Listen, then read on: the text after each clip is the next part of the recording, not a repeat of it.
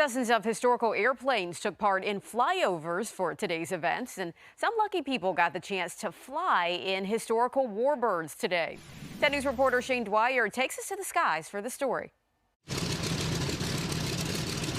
Rumbling down the runway for an experience like no other. Thanks very much. Cleared for takeoff. We're rolling. And with takeoff clearance given, to the sky Whiskey 7 goes. I hadn't been in that plane since 1950 when I made my first combat jump, so that was 69 years ago. But it sounded the same. It was rough the same. Air Force Sergeant First Class Bob Vandelin and his son Terry on board. Bob jumped from another C-47 like this one behind enemy lines into Korea twice. As soon as he got in, he broke down because it just brought back all those memories. The National Warplane Museum brought the Memphis Belle used in the movie and Whiskey 7 to Lynchburg for the D-Day anniversary.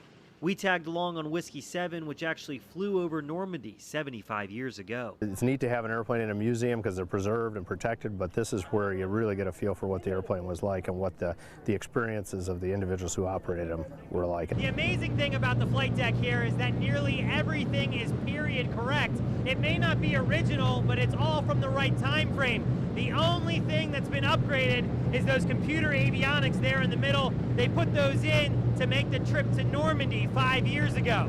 A lap around the D-Day Memorial with plenty of pictures and time to see up front. A touching experience for all involved.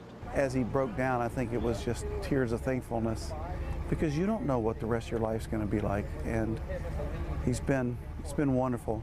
As they came in for a landing, though, that was a new experience for Bob. I always jumped out and walked back. And we never did land. They take us up, we jump out, we walk back. In Lynchburg, Shane Dwyer, 10 News, working.